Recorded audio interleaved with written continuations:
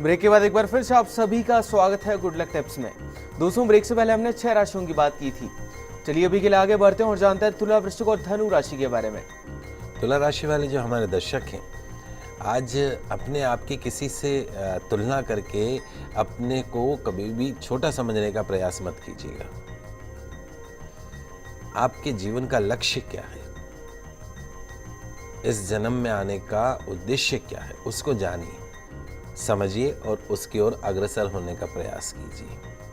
बहुत मुश्किल से मिलता है मनुष्य जीवन। आज के दिन की सफलता के लिए पक्षियों के लिए पीने की पानी की व्यवस्था अवश्य कीजिएगा। अगली जो राशि वो है वृश्चिक राशि। वृश्चिक राशि वाले जो हमारे दर्शक हैं, आज यदि कोई डिसीजन लेने में आपको दुविधा हो रही हो, इनबैलेंस हो रहे हो यदि आप, तो कोई जो आपको बेटर गाइड कर सकता है उससे सलाह लेने में कोई हर्जा नहीं है।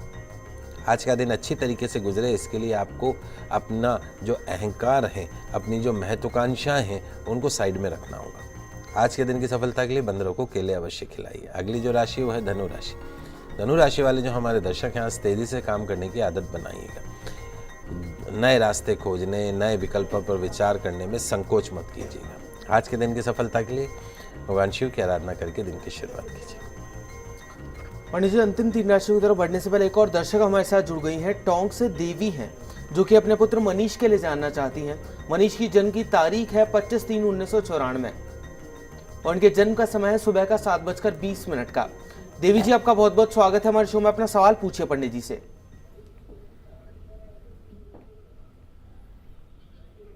देवी जी, अपना सवाल पूछिए। हाँ जी, हाँ पूछिए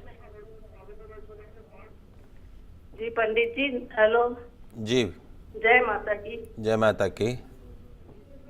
पंडित जी, हमारा है ना बच्चा है ना, अभी वो न पढ़ाई करता है, न किसी शॉप पे, न कोई काम धंधा है, और आए दिन वो उसको है ना जाने क्या है जो वो है ना कहीं भी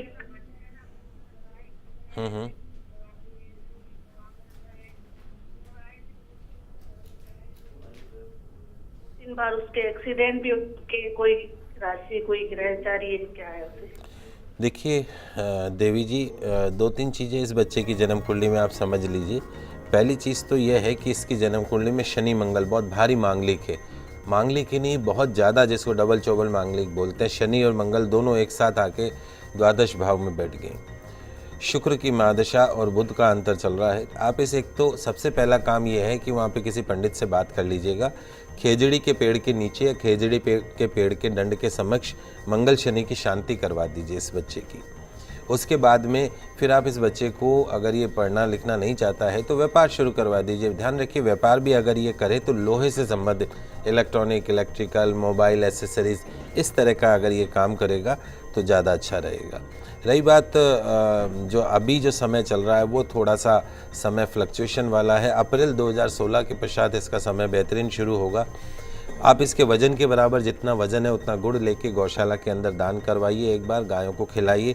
एक लोहे का छल्ला मध्यमा उंगली के अंदर इसको धारण करवा दीजिए और इस बच्चे को बोलिए कि नियमित रूप से सरसों के तेल का दीपक हनुमान जी के समक्ष अवश्य जलाए। हो सके तो एक बार हनुमान चालीसा का पाठ अवश्य करें। अप्रैल के बाद में इसके जीवन में काफ़ी कुछ आपको सुधार होता दिखाई देगा।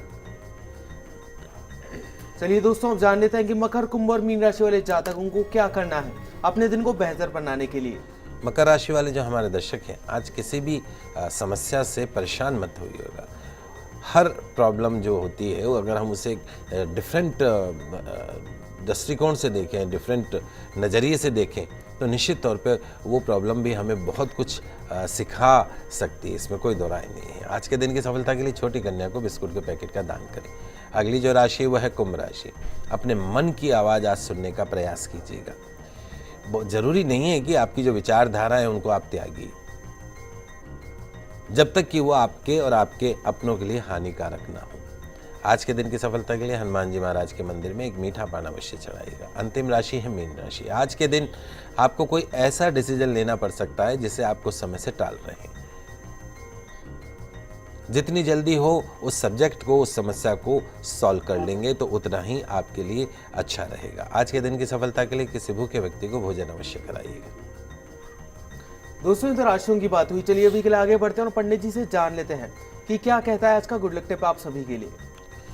देखिए अमूमन जो लोग हैं वो नींद में कई बार अचानक उठ के बैठ जाते हैं, डर जाते हैं, खड़े हो जाते हैं। ऐसा लगता हो जैसे उन्होंने कोई भटकती आत्मा देख लिया हो, कंकाल, भूत प्रेत, जंगली जानवर देख लिया हो। बच्चे हैं छोटे, अचानक उठ के बैठ जाएंगे, रोने लग जाएंगे। तो ऐसे जो डरावने जो सपने हैं वो कई बार दिमाग में इतना हावी हो जाते हैं कि लोग बाग जो है वो डिप्रेशन में आ जाते हैं। तो ऐसे जो नेगेटिव जो सपने हैं उनके निदान के लिए मैं आज आपको कुछ सरल से उपाय बता रहा हूँ, लिख लीजिए आप। उनको आजमाकर आप इस तरह के डरावने और भयानक जो सपने हैं उनसे आप मुक्ति पा सकते हैं। तो यदि आपको बार बार कंकाल दिखते हो, अस्थियां दिखती हो, हड्डियां दिखती हो, मृत व्यक्ति दिखता हो, तो जिस घर में हम रहते हैं वहाँ पे कोशिश करिए दुर्गा पाठ का आयोजन करें। कोई ब्राह्मण के द्वारा कभी भी नवरात्रि वगैरह में करवा लें तो बहुत अच्छा है, नहीं तो किसी भी एक ब्राह्मण के द्वारा कम से कम 9, 11, 21 पाठ अवश्य कराइए। इससे जितने भी उस घर की जो नेगेटिविटी है, उस घर में सोने से जो सपने आते हैं वो दूर हो जाएंगे। प्रतिदिन सुंदरकांड या हनुमान चालीसा का पाठ करें, या फिर हनुमान जी महाराज के मंदिर में जाकर प्रतिदिन सिंदूर का तिलक अवश्य करें। बटुक भैरव का पाठ भी कर सकते हैं, हनुमान जी महाराज को चोला भी चढ़ा सकते हैं। सोते वक्त जो है वो तकिए के नीचे या शयन कक्ष में सोते वक्त दाहिने हाथ की ओर पानी से भरा एक तांबे का छोटा पात्र अवश्य रखिए, और सुबह उस पानी को पीना नहीं है, उसको पेड़ में डाल देना है, किसी पौधे में खाली कर देना है। रसोई का जो आपका हिस्सा है, आग्नेय कोण जिसमें बोलते हैं, रसोई में जो आग्नेय कोण है, पूर्व दक्षिण का कोना है, वहाँ पर एक तेल का दीपक जलाइए।